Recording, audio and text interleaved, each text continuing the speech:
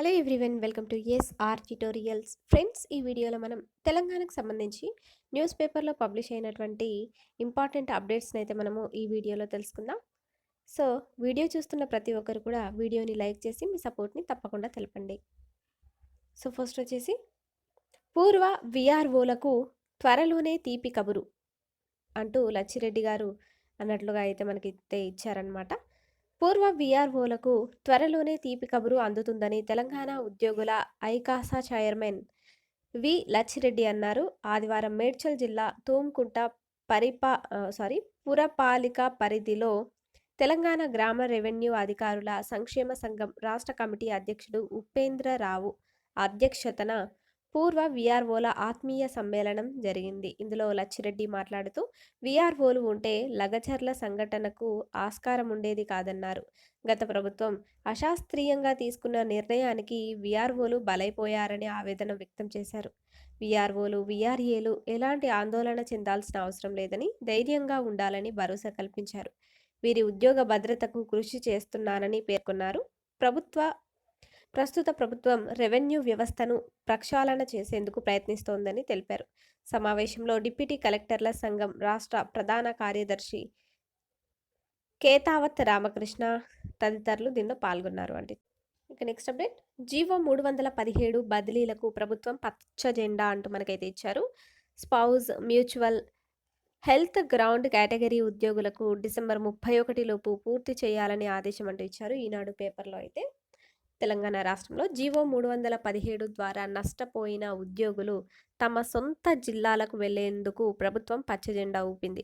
భార్యాభర్తలు, మ్యూచువల్, అనారోగ్య కారణాల కేటగిరీలో ఉన్నటువంటి ఉద్యోగులకు డిసెంబర్ 31వ తేదీ వరకు బదిలీలు పూర్తి చేయాలని ప్రభుత్వం ఆదేశించింది. ఈ మేరకు ప్రభుత్వ ప్రధాన కార్యదర్శి శాంతికుమారి శనివారం వేర్వేరుగా 243, 244, 245 జీవోలు జారీ చేశారు.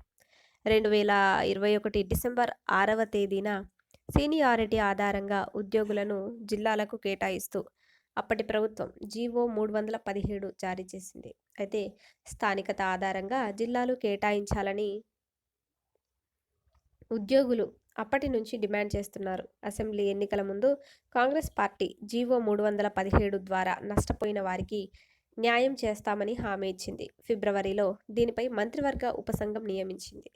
ప్రత్యేకంగా వెబ్ పోర్టల్ ఏర్పాటు చేసి దరఖాస్తు చేసుకున్న వారి వివరాలు విశ్లేషించి అధికారులు, న్యాయ నిపుణులతో చర్చించిన తర్వాత అక్టోబర్ 20వ తేదీన తుది నివేదికను ప్రభుత్వానికి సమర్పించింది. కమిటీ సిఫారసులకు సీఎం రేవంత్ రెడ్డి ఆమోదం తెలపడంతో ప్రభుత్వం శనివారం జీవోలు జారీ చేసింది.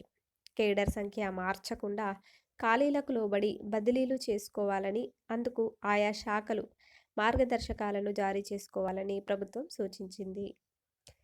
ప్రభుత్వం, స్థానిక సంస్థలు, రాష్ట్ర ప్రభుత్వ సంస్థల్లో పనిచేస్తున్న భార్యాభర్తలను ఒకే జిల్లాకు తీసుకువస్తారు. 2022లో 13 జిల్లాల్లో స్పౌజ్ బదిలీలను నిషేధించారు. ఇప్పుడు ఆ 13 జిల్లాల్లో స్పౌజ్ బదిలీలు జరగనున్నాయి. స్పౌజ్ కేటగిరీ కింద సుమారు 800 మంది టీచర్లు బదిలీ అవుతారని చెబుతున్నారు. మ్యూచువల్ బదిలీల్లో ఒకే శాఖ, ఒకే కేడర్ ఉండాలి.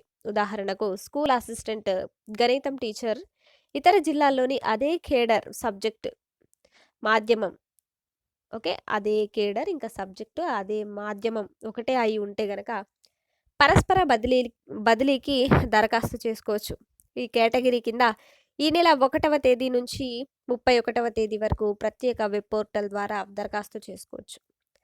ఇప్పటికే దరఖాస్తు చేసుకొని ఉంటే వాటిని ఆయా శాఖాధిపతులు ఆమోదించి పరిష్కరించవచ్చు. ఈ విభాగంలో బదిలీ అయిన వారు పాత సీనియారిటీ వదులుకోవాల్సి ఉంటుంది. ఈ కేటగిరీలో బదిలీ కావాలంటే జీవో 317 ద్వారా ఒకరు తప్పనిసరిగా ప్రభావితమై ఉండాలి అంటూ ఇచ్చారు.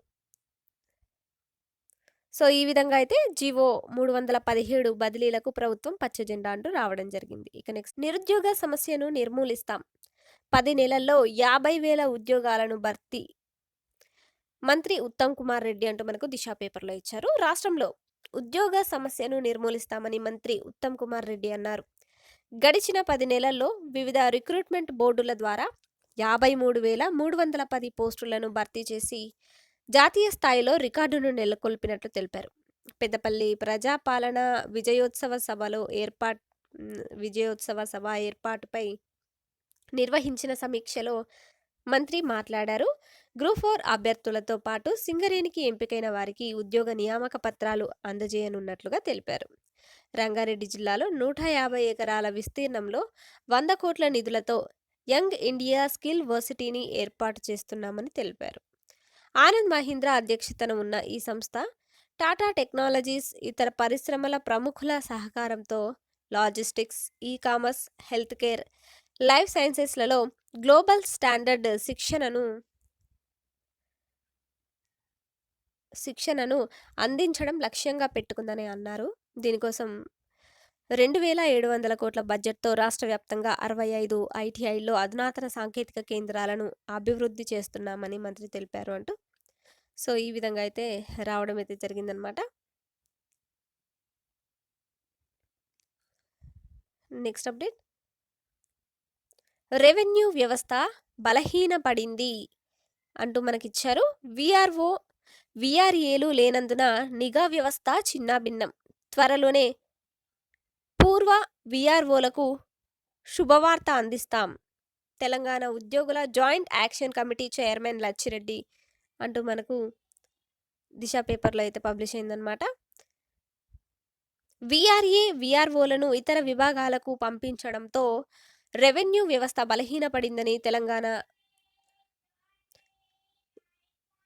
తెలంగాణ ఉద్యోగుల joint action committee chairman Lachireddy అన్నారు. త్వరలోనే తెలంగాణ రాష్ట్ర ప్రభుత్వ అనుమతితో పూర్వ విఆర్ఓలకు శుభవార్త అందిస్తామని, వారి సమస్యల్ని సీఎం రేవంత్ రెడ్డికి వివరిస్తానని తెలిపారు.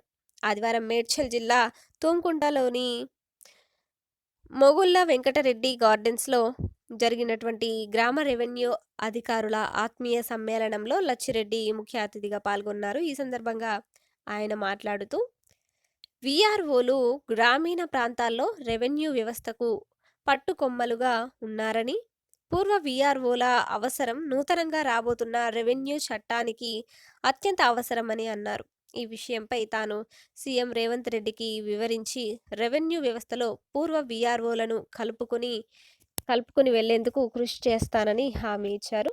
ప్రభుత్వం ఒక సమగ్రమైన విధానపరమైన నిర్ణయం తీసుకున్న తర్వాత రెవెన్యూ వ్యవస్థ పునర్నిర్మాణంలో పూర్వ విఆర్ఓలు భాగస్వాములు కావాలని ఆయన పిలుపునిచ్చారు. త్వరలోనే ప్రభుత్వం నుంచి శుభవార్త వస్తుందని, ఎలాంటి ఆందోళన చెందవద్దని పూర్వ విఆర్ఓలకు పిలుపునిచ్చారు. పూర్వ విఆర్ఓలను కలుపుకొని తెలంగాణలో అతిపెద్ద అసోసియేషన్ను నూతనంగా నిర్మిస్తామని, ఆ సంఘం పేరు తెలంగాణ రెవెన్యూ సర్వీసెస్ అసోసియేషన్ అని నామకరణం చేయనున్నారు.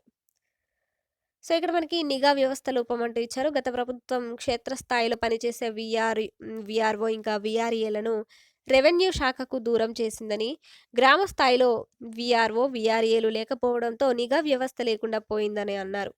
నిఘా వ్యవస్థ లోపించడంతోనే లగచర్లలో అధికారులపై దాడులు జరిగినట్లు తెలిపారు. రెవెన్యూ వ్యవస్థలోకి మళ్ళీ మీరు రాకుండా కుట్రలు జరుగుతున్నాయని, నాడు విఆర్ఓలకు నష్టం చేసిన వారే నేడు ఏదో మేలు చేస్తున్నామంటూ కొత్త డ్రామాలు మొదలుపెట్టారని ఫైర్ అయ్యారు. కార్యక్రమంలో తెలంగాణ తహసీల్దార్ల అసోసియేషన్ రాష్ట్ర అధ్యక్షుడు సింగారం రాములు, ఇంకా రాష్ట్ర ప్రధాన కార్యదర్శి రమేష్ ఇంకా తదితరులు దీనిలో పాల్గొన్నారు. వీడియో చూస్తున్న ప్రతి ఒక్కరు కూడా వీడియోని లైక్ చేసి మీ సపోర్ట్ని తప్పకుండా తెలపండి. Thank you for watching this video.